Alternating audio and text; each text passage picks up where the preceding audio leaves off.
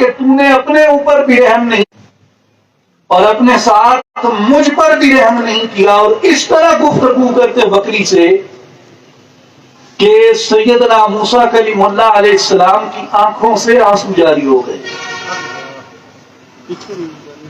مولانا رومی لکھتے ہیں اس وقت پروردگار نے ملائکہ کو مخاطب کیا اور ملائکہ کو مخاطب کر کے فرمایا کہ اے میرے فرشتوں، دیکھو یہ ہے وہ شخص جسے میں نے اپنی نبوت کا مستحق کیا ہے. یہ ہے وہ شخص جسے میں نے اپنی رسالت عطا کرنے کے لیے چنا ہے. یہ ہے وہ شخص جسے میں عنقریب اپنا کلیم ہونے کا شرف عطا کرنے والا ہوں. میرے بھائیوں اور بزرگوں، جو خدا کی مخلوق پہ رحم کرنا ہے، جو خدا کی مخلوق پہ شفقت کرتا ہے، اللہ تبارک و تعالی ان لوگوں کو بڑے منصبوں سے نوازتا ہے.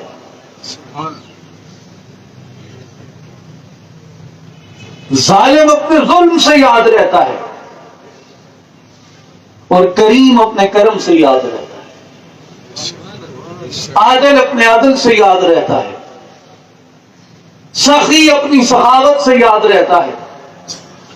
سلطان الشاق حضرت خواجہ امیر خسرو رحمت اللہ تعالی علیہ فرماتے ہیں کہ جو بھی اس دنیا میں آیا اس نے ایک دن جانا ہے. خرم آکس کون نکو نامس جہاں خواہد گزشت. لیکن خوش نصیب وہ ہے جو اپنے ساتھ کسی اچھی صفت کو لے کے جاتا ہے، کسی اچھی یاد کو لے کے جاتا ہے، لوگوں میں ایک اچھی روایت کو چھوڑ کے جاتا ہے. میرے بھائیوں اور بزرگوں، میرے دوستوں اور ساتھیوں، محمد مصطفیٰ احمد مجتبیٰ صلی اللہ علیہ وآلہ وسلم کا کلمہ پڑھنے والوں، نبی اکرم خاتم المرسلین صلی اللہ علیہ وآلہ وسلم کے رحمت للعالمین پہ یقین رکھنے والوں،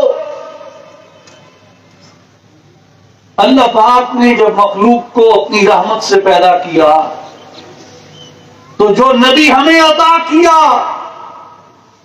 اس نبی پاک علیہ السلام کے وصف میں کہا وَمَا أَرْسَلْنَاكَ إِلَّا رَحْمَةً لِلْعَالَمِينَ. میرے بھائیوں، مفسرین فرماتے ہیں اللہ تبارک و تعالی نے اپنی ربوبیت کو عالمین کے لیے کہا کہ میں کل جہانوں پہ پروردگار ہوں اور میں نے اپنے محبوب صلی اللہ علیہ وسلم کو اتنی کثیر، اتنی وسیع رحمت بخشی ہے کہ میرا محبوب کل جہانوں کے لیے رحمت بن کے آیا. میرے بھائیوں اور بزرگوں، حکیم الامت علامہ اقبال رحمت اللہ علیہ جاوید نامہ میں فرماتے ہیں کہ جب مرزا غالب کی روح سے ملاقات ہوئی تو میں نے اس سے سوال کیا کہ تم جہان رنگ و بو میں گھومتے ہو، افلاک میں گھومتے ہو، مجھے یہ بتاؤ کہ کیا افلاک میں بھی کوئی نبی ہے؟ افلاک میں زندگی کا نظام کیا ہے؟ افلاک میں زندگی کیسے چلتی ہے؟ تو کہتے ہیں کہ مجھے روح غالب نے افلاک سے جواب دیا کہ اقبال، ہر کجا ہنگامہ عالم بود رحمت للعالمین ہم بود، صرف زمین نہیں افلاک میں کائنات میں جہاں کہیں بھی اگر زندگی موجود ہوگی تو وہاں مصطفیٰ کی رحمت بھی موجود ہوگی۔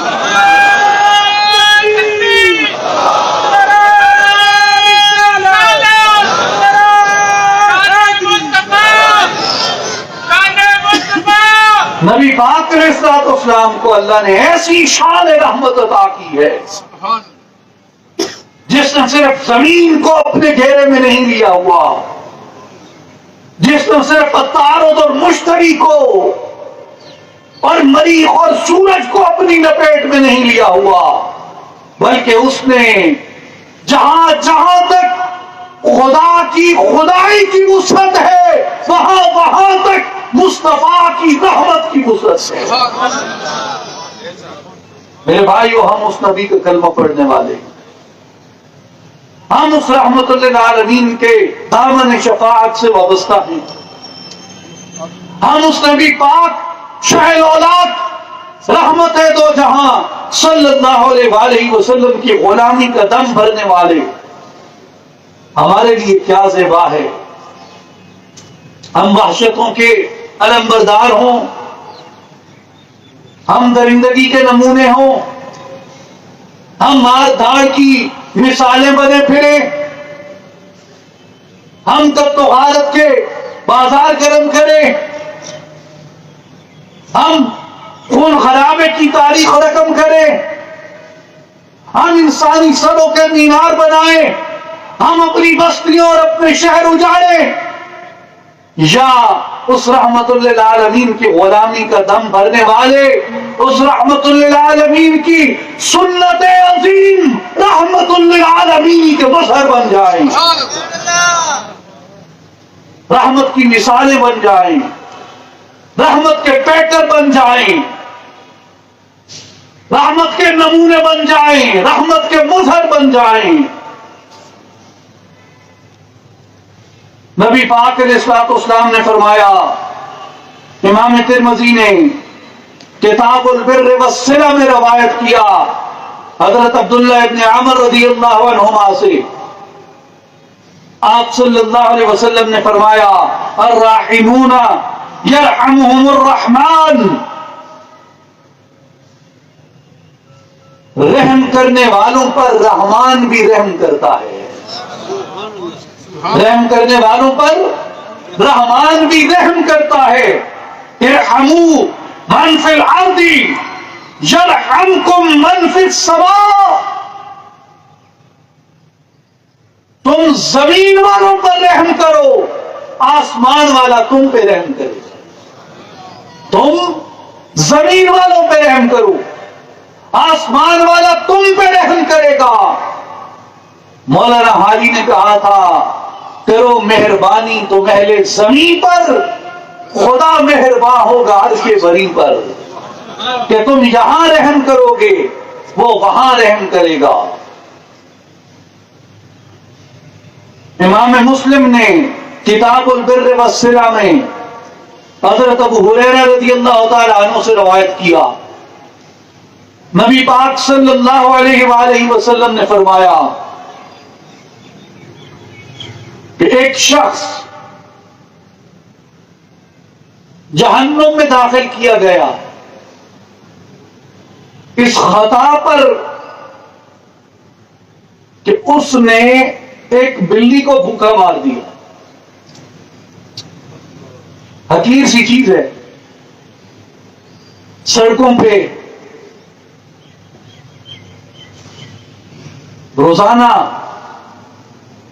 سینکڑوں جانور انسانوں کی درندگی کا شکار بنتے ہیں۔ میرے بھائی اور بزرگوں کا بھی غور کریں کہ پاکستان میں کووڈ آیا، آج تک اس کے اثرات ہیں۔ اللہ تعالیٰ ہم سب کو ان وباؤں سے، ان بلاؤں سے، ان بیماریوں سے محفوظ رکھے، لیکن آج تک اس کے اثرات ہیں۔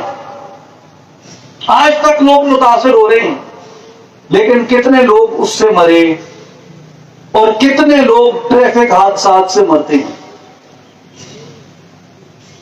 کتنے لوگ جرائم سے مرتے ہیں اور کتنے لوگ ٹریفک حادثات سے مرتے ہیں۔ اور پاکستان میں ٹریفک حادثات کی ایک بڑی وجہ بے رحمی ہے، یعنی جو سڑک پہ گاڑی بھگا رہا ہے، ٹریلر چلا رہا ہے، یہ ہماری تیز رفتار بسیں چلتی ہیں، تیز رفتار گاڑیاں چلتی ہیں، یہ رحم نہیں کرتے، صبر نہیں کرتے۔ صبر اور رحمت یوں جڑے ہوئے، صبر اور رحمت یوں جڑے ہوئے ہیں، جو صابر ہوگا وہ رحیم بھی ہوگا،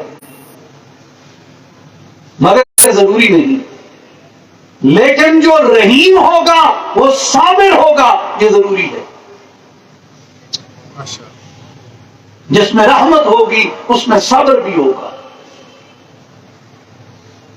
میرے بھائیوں اور بزرگوں، ایک شخص کو اس لیے ٹھکانہ جہنم میں ملا کیونکہ وہ جس مخلوق کو حقیر جانتا تھا، جس مخلوق کو چھوٹا جانتا تھا، اس مخلوق پہ رحم نہیں کرتا تھا۔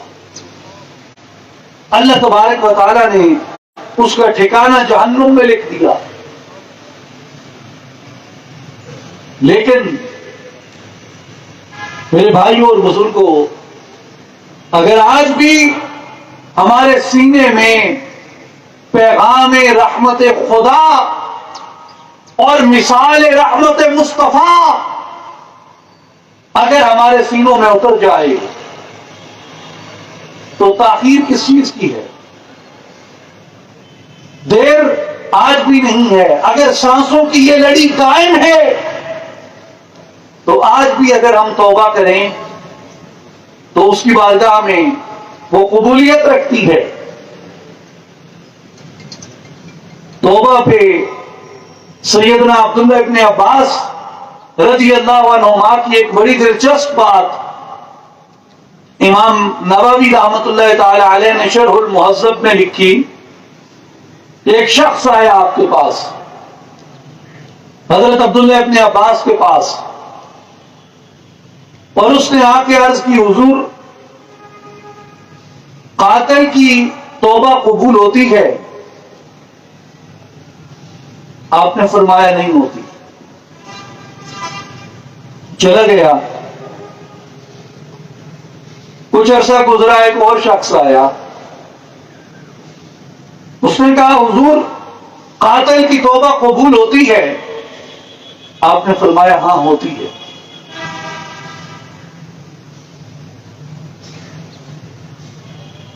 تو آپ کا ایک خادم تھا، اس نے آپ سے سوال کیا، اس نے کہا سرکار کچھ عرصہ قبل ایک شخص نے آپ سے یہی سوال کیا کہ قاتل کی توبہ قبول ہوتی ہے؟ آپ نے فرمایا تھا نہیں ہوتی۔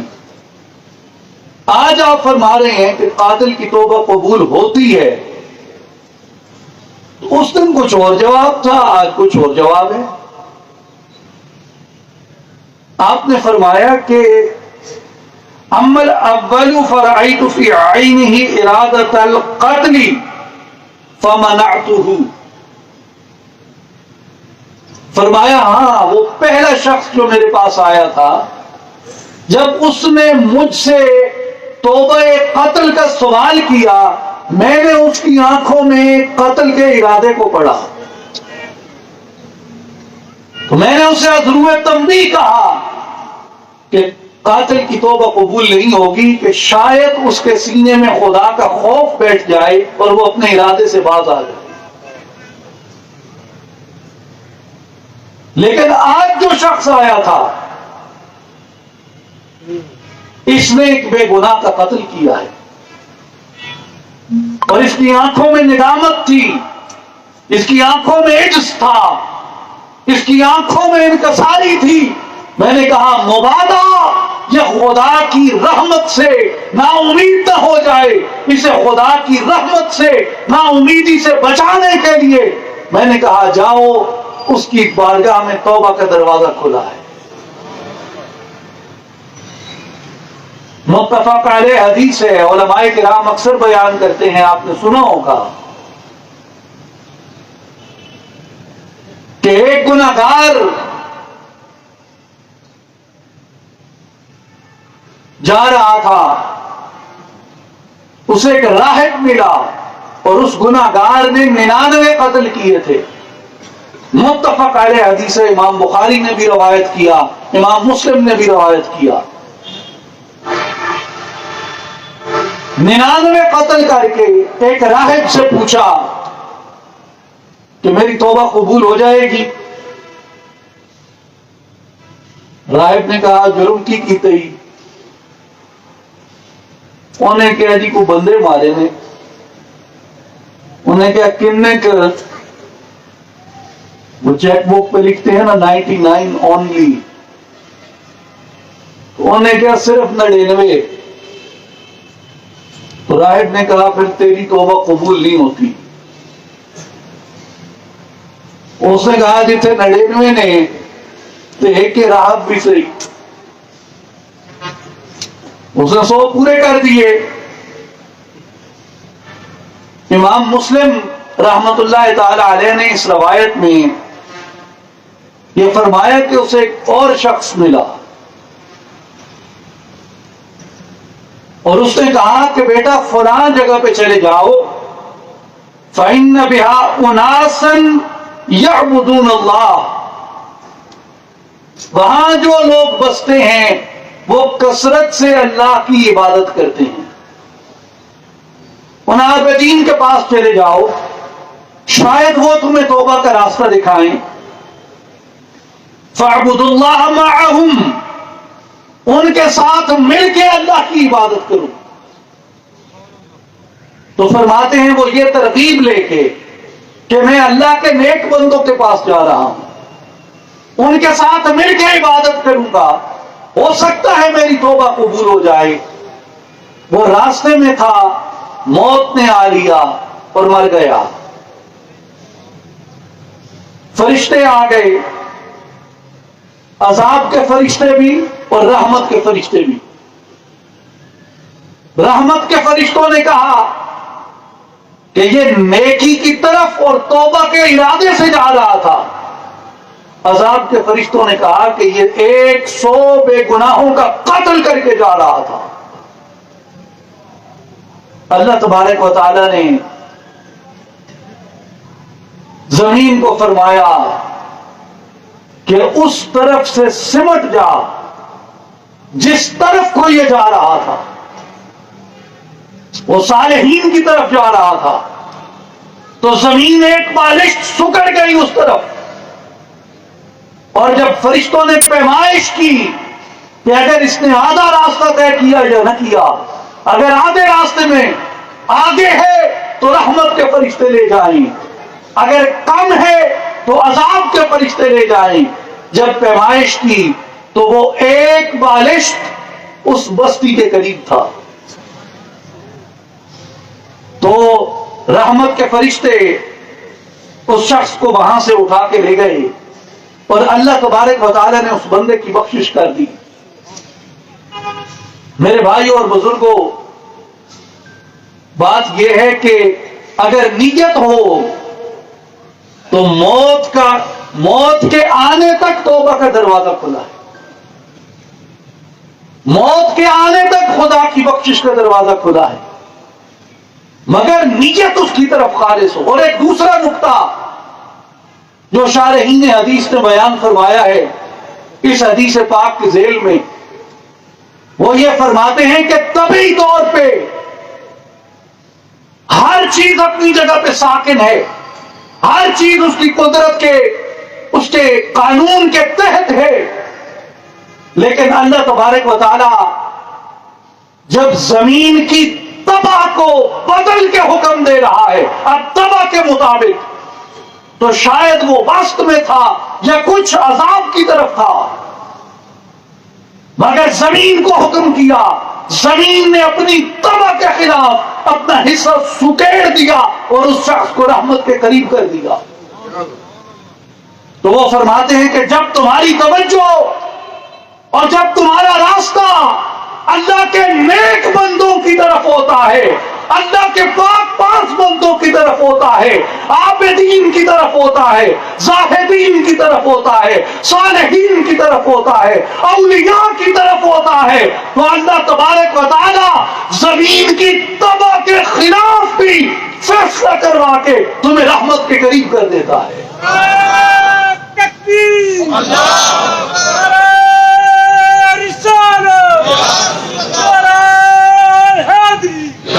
اس کی قدرت کو زمین کی پیمائش بدلنا تو منظور ہوتا ہے، مگر اس کی قدرت کو کسی تائب، کسی توبہ کرنے والے کو ٹھکرانا قبول نہیں ہوتا۔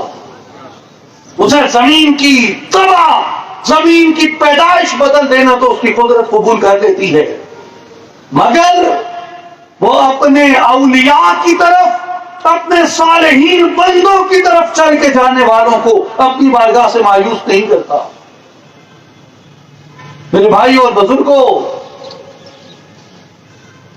جو اولیاء اللہ کی طرف رغبت ہے، اولیاء اللہ کی طرف کشش ہے، یہ ہمارے لیے رحمت کے دروازوں میں سے ایک دروازہ ہے۔ سیدنا امام شافعی رحمت اللہ تعالی علیہ فقہ شافعی کے بانی ہیں، اتنے بڑے امام ہیں۔ خطیب تبریزی رحمت اللہ علیہ، خطیب بغدادی رحمت اللہ علیہ تاریخ بغداد کے اندر لکھتے ہیں کہ امام شافعی رحمت اللہ علیہ فرماتے ہیں، جب میں بغداد میں قیام پذیر تھا، اور یہ کون سا بغداد ہے؟ ابھی وہاں جنید نہیں آئے، سری سختی نہیں آئے، ابو سعید مخزومی نہیں آئے، ابھی احمد کبیر الرفاعی نہیں آئے، ابھی پیران پیر محی الدین عبد القادر جیلانی نہیں آئے بغداد میں۔ یہ اس سے پہلے کا بغداد ہے، امام شافعی کے زمانے میں۔ فرماتے ہیں کہ جب میں بغداد میں قیام پذیر تھا تو مجھے کئی علمی مسائل پیش آ جاتے، گرہیں لگ جاتی، عقدے پڑ جاتے، تو فرمایا جب بھی مجھے کوئی اس طرح کا عقدہ پڑتا، میں نعمان بن ثابت ابو حنیفہ رحمت اللہ تعالی علیہ کی قبر انور پہ جاتا۔ امام شافعی کہتے ہیں ابو حنیفہ کی قبر پہ جاتا، اس کی قبر کے قریب 2 رکعت نماز نفل پڑھتا، اور اس مقام برکت سے اللہ تبارک و تعالیٰ سے دعا کرتا۔ امام شافعی کہتے ہیں میرے ہاتھ ابھی نیچے نہ آنے پاتے کہ میرا عقدہ حل کر دیا جاتا۔ امام ابن حبان رحمت اللہ تعالی علیہ بخاری اور مسلم کے بعد جو صحیح کی روایت حدیث ہے، یعنی جو مختلف اقسام حدیث ہیں، اقسام کتب حدیث ہیں، سنن ہے، مصنف ہے، مستدرک ہے، صحیح ہے، تو صحیح بخاری اور صحیح مسلم کے بعد صحیح ابن حبان کو بہت بڑے درجے کی کتب میں مانا جاتا ہے۔ امام ابن حبان جو صحیح ابن حبان کے مؤلف ہیں، مرتب ہیں اس کے، اور اصول الحدیث میں بہت بڑا مقام ہے آپ کا۔ آپ اپنی کتاب الثقات میں بیان فرماتے ہیں کہ جب میں طوس میں قیام پذیر تھا، کہاں پہ؟ طوس میں، جسے آج کل مشہد کہتے ہیں، مشہد کہتے ہیں جسے، فرماتے ہیں کہ میں جب طوس میں قیام پذیر تھا تو مجھے اگر کوئی علمی مسئلہ درپیش آتا، میری کوئی حاجت پڑ جاتی، تو میں سیدنا امام علی رضا بن موسیٰ کاظم کی قبر انور پہ جاتا اور وہاں سوال کرتا، اور میرے ہاتھ نیچے نہ آنے پاتے، میری دعا قبول کر دی جاتی۔ تو یہ صرف اولیاء کی صوفیاء کی روایت نہیں تھی اولیاء کاملین کے پاس جانا، یہ فقہاء کی، محدثین کی، متکلمین کی روایت تھی کہ وہ ان اولیاء کاملین کے مقام برکت، اور جو امام شافعی نے الفاظ کہے، آپ نے فرمایا کہ لا اتبرک بأبی حنیفہ، میں ابو حنیفہ سے برکت حاصل کرتا ہوں۔ ابو حنیفہ تو فوت ہو گئے ہیں، مردے سے برکت کیسے لیتے ہو امام شافعی؟ 150 ہجری میں امام اعظم ابو حنیفہ رحمۃ اللہ تعالی علیہ کا وصال ہے، اور 150 ہجری میں امام شافعی رحمۃ اللہ علیہ کی ولادت ہے، اور ملاقات بھی ثابت نہیں ہے، تو وہ کیسے جا کے امام اعظم ابو حنیفہ سے برکت لیتے ہیں؟ وہ برکت ایسے لیتے ہیں کہ جہاں پر یہ لوگ مدفون ہوتے ہیں، علماء حق نے اس کا استدلال صفا و مروہ سے کیا کہ صفا و مروہ پہ دوڑ کس نے لگائی؟ بی بی ہاجرہ نے، مگر قرآن کیا کہتا ہے؟ الصفا والمروہ من شعائر اللہ، کہ صفا و مروہ اللہ کی نشانیوں میں سے ہے، دوڑ بی بی ہاجرہ نے لگائی، نشانی خدا کی کیسے بن گئی؟ اب بی بی ہاجرہ نبیہ بھی نہیں ہے، کیونکہ عورتوں میں کوئی نبی نہیں ہوا۔ قرآن کہتا ہے کہ تمام نبی مرد تھے، عورتوں میں تو نبی نہیں آیا، تو بی بی ہاجرہ ولیہ تھی، نبیہ تو نہیں تھی کہ آپ کہیں کہ یہ معجزہ نبوت تھا۔ بی بی ہاجرہ ولیہ تھی، ولیہ جہاں دوڑی، ولیہ کے دوڑنے کو خدا نے اپنی نشانی بنا دیا۔ تو یہ اولیاء اور صالحین جس طرح زندگی بسر کرتے ہیں، ساری زندگی اللہ کے ذکر میں بتا دی، اس کی عبادت میں، ریاضت میں، اس کی مخلوق سے محبت میں، اور نبی اکرم صلی اللہ علیہ وآلہ وسلم کی شریعت کی ترویج میں، اور نبی اکرم صلی اللہ علیہ وآلہ وسلم کے اخلاق عالیہ پہ لوگوں کی تربیت میں زندگی گزار دی۔ جب اس دنیا سے رخصت ہوئے تو جو کمائی وہ کر کے گئے، اللہ تعالیٰ اس کمائی کو ختم نہیں کرتا، اس کی رحمتوں اور برکتوں کا، اس کے انوار کا نزول ان کی مبارک مرکزوں پہ، ان کی تربتوں پہ ہوتا رہتا ہے، ان کے مقام مقصد پہ ہوتا رہتا ہے۔ آئیے قرآن سے آپ کو دلیل دوں۔ سبحان الذی اسری بعبدہ لیلا من المسجد الحرام الى المسجد الاقصى الذی بارکنا حولہ، پاک ہے وہ ذات، توجہ ہے بھائی، پاک ہے وہ ذات جس نے راتوں رات اپنے بندے کو، اپنے عبد کو مسجد حرام سے مسجد اقصی کی طرف سفر کروایا۔ اور شان کیا ہے مسجد اقصی کی؟ بارکنا حولہ، جس کے گرد و نواح کو ہم نے برکت عطا کی ہے۔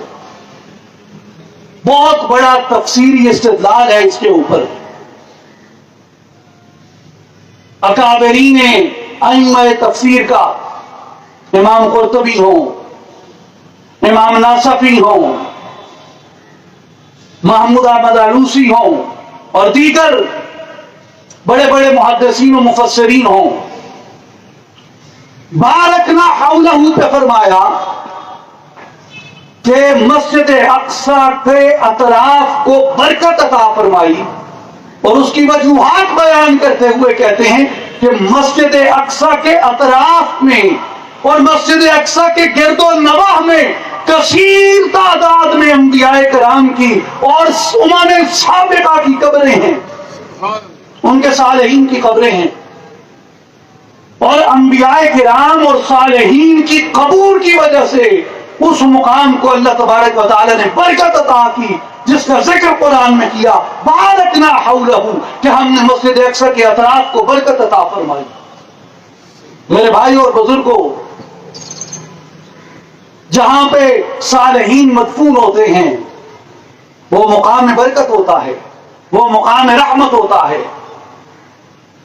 اس لیے جب بھی ان صادقین کو، صدیقین کو، نظر والوں کو مسئلہ درپیش آتا ہے تو یہ اس مقام برکت کے وسیلے سے اللہ سے دعا کرتے ہیں، اس مقام برکت کے وسیلے سے اللہ سے مانگتے ہیں۔ تو یہ جو بنی اسرائیل کا شخص تھا، توبہ کے لیے جا رہا تھا، یہ کدھر جا رہا تھا؟ جہاں اللہ کی عبادت کرنے والے اور اس کا ذکر کرنے والے کثرت سے بیٹھتے تھے، اور ان کی برکت سے اللہ تبارک و تعالیٰ نے اس بندے کی مغفرت اور بخشش کر دی۔ سیدنا امام احمد ابن حنبل نے، امام ابو نعیم اصفہانی نے، امام سخاوی نے، امام قرطبی نے اور کئی دیگر ائمہ کرام نے امیر المومنین فی الحدیث سیدنا امام سفیان ابن عیینہ رحمت اللہ تعالی علیہ آپ کا ایک قول مبارک نقل فرمایا، فرماتے ہیں کہ عند ذکر الصالحین تنزل الرحمہ، کہ جہاں صالحین کا ذکر کیا جائے وہاں بھی اللہ کی رحمت اترتی ہے۔ اللہ کے نیک بندوں کا جہاں ذکر کیا جائے وہاں بھی رحمت اترتی ہے۔ اور اسی طرح حضرت معاذ رضی اللہ تعالیٰ عنہ سے کئی محدثین نے یہ روایت کیا، آپ فرماتے ہیں ذکر الانبیاء من العبادہ، لوگوں یاد رکھو انبیاء کرام کا ذکر کرنا عبادت میں آتا ہے، انبیاء کا ذکر کرنا عبادت میں آتا ہے۔ وذکر الصالحین کفارۃ، اور اولیاء کا ذکر کرنا گناہوں کا کفارہ ہے۔ انبیاء کا ذکر کرو گے تو درجے اعمال کے بڑھیں گے کہ عبادت ہے، اولیاء کا ذکر کرو گے تو گناہ چڑھیں گے، گناہوں کا کفارہ ہے اولیاء کا ذکر کرنا۔ اس کی وجہ کیا ہے کہ اولیاء ہمیں کیا سکھاتے ہیں؟ وہ ہمیں اللہ جل شانہ سے تعلق سکھاتے ہیں، اس کی رحمت سکھاتے ہیں، اس کا کرم سکھاتے ہیں، اس کا ذکر سکھاتے ہیں، اس سے تعلق سکھاتے ہیں۔ اور میں اپنی گفتگو کو اختتام کی طرف لے جاتے ہوئے اور آج کی اس بابرکت تقریب سعید کی وساطت سے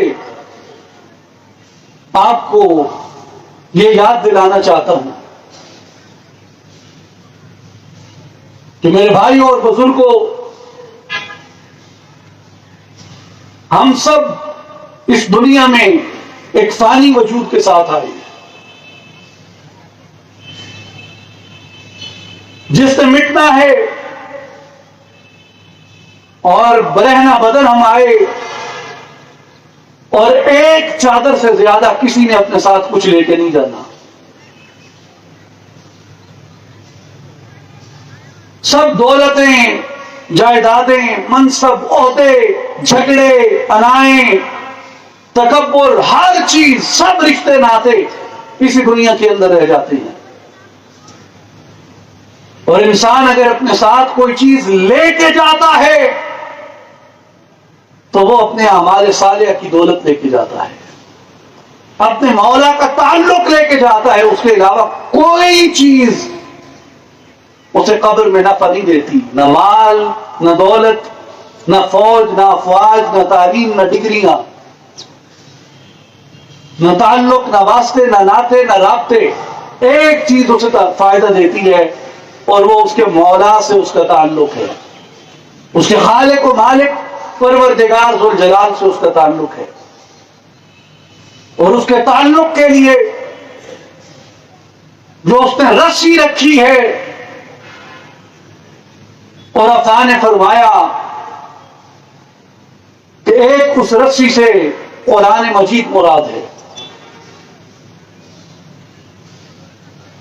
کہ اس رسی کو پکڑ لو، وہ رسی قرآن مجید ہے۔ اور فرمایا کہ دوسرا اس رسی کی تفسیر کرتے ہوئے کہ اس سے مراد بندے کی سانسیں ہیں، کہ جو اپنی سانسوں کی حفاظت کرتا ہے، اپنی سانسوں کو مولا کی طرف لگا لیتا ہے، اپنی سانسوں کو خالق کی طرف لگا لیتا ہے، وہ اس رسی کو پکڑ لیتا ہے جو کبھی اس کے ہاتھ سے چھوٹ نہیں سکتی۔ اور جو حضرت سلطان العارفین سلطان باہو رحمت اللہ تعالی علیہ کی جو چمبے کی بوٹی ہے وہ یہی ہے. آپ فرماتے ہیں ایو سا جو آوے جاوے اور نہیں شہکائی ہوں اسے نو اسم العظم آکن ایو سر الہی ہوں. یہ اسم اعظم ہے جسے استعارتاً حضرت سلطان باہو رحمت اللہ علیہ نے چمبے کی بوٹی فرمایا. الف اللہ الف اللہ چمبے دی بوٹی. اب ایک نقطہ لطیف آگے ذہن میں تو آپ کو عرض کر دوں کہ اگر آپ نے حروف ابجد سیکھنے ہیں الف بے تے سیکھنی ہے تو اولیاء سے سیکھیں اور حضرت سلطان باہو سے سیکھیں. آپ کبھی ابیات باہو کو غور میں دیکھیں. الف الف اللہ بے بسم اللہ تے تسبیح عین عشق کاف کلمہ میم مرشد. تو اگر آپ نے الف بے سیکھنی ہے قاعدہ سیکھنا ہے تو حضرت سلطان باہو سے سیکھیں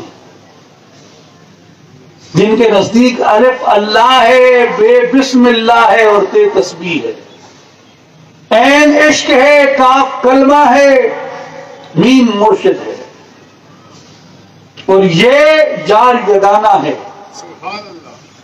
اور ابیات کا پہلا شعر جو ہے وہ ہے الف اللہ چمبے دی بوٹی میرے من وچ مرشد لائی ہوں نفی اسبات دا پانی ملیا. نفی کیا ہے؟ لا الہ. نفی کیا ہے؟ نفی کیا ہے؟ اسبات الا اللہ. اسبات الا اللہ. لا الہ لا الہ لا الہ لا الہ لا الہ لا الہ لا الہ.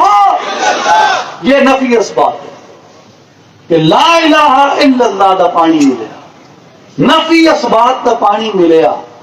ہر رگے ہر جائی ہوں اندر بوٹی مشک مچایا جہاں پھلنتے آئی ہوں جیوے مرشد کامل یا حضرت باہو جے اے بوٹی لائی ہوں. جس نے اللہ کا اسم ایک بیج کی طرح میرے دل کی کھیتی میں کاشت کر دیا. اور آخری بیت یہ سے ہے یار یگانا منسی تینوں جے سردی بازی لائے ہوں اسم اللہ وچ ہو مستانہ ہو صدا لائے ہوں. کس میں مستانہ ہو؟ اسم اللہ میں. اسم اللہ وچ ہو مستانہ ہو صدا لائے ہوں. اور نال تصور اسم اللہ دے دم نو قید لگائے ہوں. کہ اپنی سانسوں کو کیا کرو؟ اپنی سانسوں کو نال تصور اس میں اللہ دے اس میں اللہ کا تصور آنکھوں میں ہو. ان آنکھوں میں بھی عقل کی آنکھوں میں بھی اور دل کی آنکھوں میں بھی. کس کا تصور؟ اس میں اللہ کا تصور. نال تصور اسم اللہ دے دم نو قید لگائے ہوں کہ آنکھوں میں یار کا نام سمایا ہو اور سانسوں میں بھی یار کے نام کی گردش ہو. پھر دیکھ تیرے اندر وہ بوٹی کیسے اثر کرتی ہے. پھر دیکھ تیرے اندر چمبے کی بوٹی کیسے مشک مچاتی ہے, کیسے عشق کو پیدا کرتی ہے, کیسے عشق الہی سے تیرے ظاہر و باطن کو منور و طیب کرتی ہے, کیسے پاک کرتی ہے. یہ وہ بوٹی ہے, یہ وہ پودا ہے, یہ وہ نور ہے, یہ وہ عشق ہے. میرے بھائیوں اور بزرگوں, اس لیے آپ فرماتے ہیں کہ نال تصور اسم اللہ دے دم نو قید لگائی ہوں کہ اندر سانس جائے تو اللہ ہو، اور باہر سانس آئے تو ہو۔ اور اس کی شرط آپ نے کیا فرمائی کہ ہونٹ بھی نہ ہلیں، زبان بھی حرکت نہ کرے اور آواز بھی نہ نکلے۔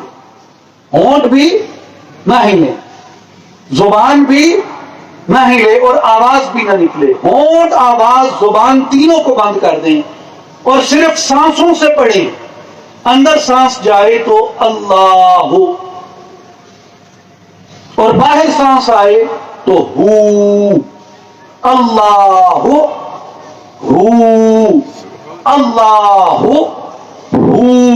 شاہ حسین کا چرخہ بھی یہی تھا،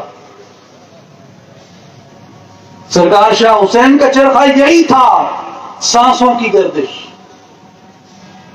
اور یہی ہے، جب اندر سانس جائے تو اللہ ہو، ہونٹ، آواز، زبان بند ہو۔ اور یہ ایسا ذکر ہے کہ آپ کسی سے بات کر رہے ہیں تو زبان مصروف ہے، کسی منظر کو دیکھ رہے ہیں تو آنکھ مصروف ہے، کسی کی بات سن رہے ہیں تو کان مصروف ہے، کسی بات کو سوچ رہے ہیں تو عقل مصروف ہے، مگر سانس خالی ہیں، وہ چل رہے ہیں۔ تو جو عبادت دائمی ہے، نہ ختم ہونے والی عبادت، وہ اپنی سانس پہ قابو ہے۔ اور جو اپنی سانس کو قابو کر لیتا ہے، اپنی سانس پہ غالب آ جاتا ہے، وہ اپنے آپ پہ غالب آ جاتا ہے۔ آج میں اقبال کا ایک سبق آپ کو آخر میں دوں گا، جو انہوں نے اسرار خودی میں لکھا ہے، اسرار علی مرتضیٰ، شرح اسماء علی مرتضیٰ، کہ حضرت علی رضی اللہ تعالیٰ عنہ نے اپنے جسم کی مٹی کو کیسے تسخیر کیا، کیسے خیبر کو فتح کیا۔ تو وہ فرماتے ہیں کہ اس کا طریقہ اپنے آپ کو فتح کرنا، اپنے تن کو فتح کرنا ہے۔ اور تن کیسے فتح ہوتا ہے؟ جب انسان اپنی سانس کو قبضے میں لے آتا ہے۔ جو سانس پہ قابو رکھتا ہے وہ کائنات پہ حکم رکھتا ہے۔ اللہ تعالیٰ اس کی زبان کو تاثیر عطا کرتا ہے، وہ یہ کہنے کے قابل ہوتا ہے، زبان ہے میری کل برابر موڑا کم قلم دے، جس کو اپنی سانس پہ اختیار ہے۔ تو میرے بھائی اور بزرگوں، اللہ تبارک و تعالی ہم سب کو عمل کی توفیق عطا فرمائے۔ اصلاحی جماعت و عالمی تنظیم العارفین یہی دعوت لے کے آپ کے پاس آتی ہیں کہ آئیں، اپنے آپ کو اللہ کی رحمت میں ڈال لیں، اس کی صفات مبارکہ سے اپنا حصہ حاصل کریں، خیرات حاصل کریں، اور نبی اکرم صلی اللہ علیہ وآلہ وسلم کی شان رحمت میں اپنے آپ کو اس طرح ڈھال دیں کہ ہم رحمت للعالمین کے امتی ہونے کا حق ادا کر سکیں۔ اور جو اولیاء کی تعلیمات ہیں ان کے مطابق ہم اپنے ظاہر کو شریعت مطہرہ سے پاک کریں، اپنے باطن کو اللہ کے ذکر سے پاک کریں، تاکہ ہم دنیا میں بھی کامیاب ہوں، آخرت میں بھی کامیاب ہوں، ہماری قبر بھی منور اور روشن ہو جائے۔ نام فقیر تنہا دا باہو، قبر جنہاں دی جیوے ہوں۔ میں انہی الفاظ سے اجازت چاہتا ہوں۔ خدانائے سبل ختم الرسل، مولائے کل جس نے غبار راہ کو بخشا، فروغ وادی سینہ نگاہ عشق و مستی میں، وہی اول وہی آخر، وہی قرآن وہی فرقان، وہی یاسین وہی طٰہٰ، لوح بھی تو قلم بھی تو، تیرا وجود الکتاب، گنبد آبگینہ رنگ تیرے محیط میں حباب، شوکت سنجر و سلیم تیرے جلال کی نمود، فقر جنید و با یزید تیرا جمال بے نقاب، تیری نگاہ ناز سے دونوں مراد پا گئے، عقل غیاب و جستجو، عشق حضور و اضطراب۔ یا رسول اللہ صلی اللہ علیہ وسلم، شوق تیرا اگر نہ ہو میری نماز کا امام، میرے قیام بھی حجاب، میرے سجود بھی حجاب۔ ان اللہ و ملائکتہ یصلون علی النبی یا ایھا الذین آمنوا صلوا علیہ وسلموا تسلیما۔ اللہم صل علی سیدنا و مولانا محمد وعلى آل محمد وبارك وسلم وآخر دعوانا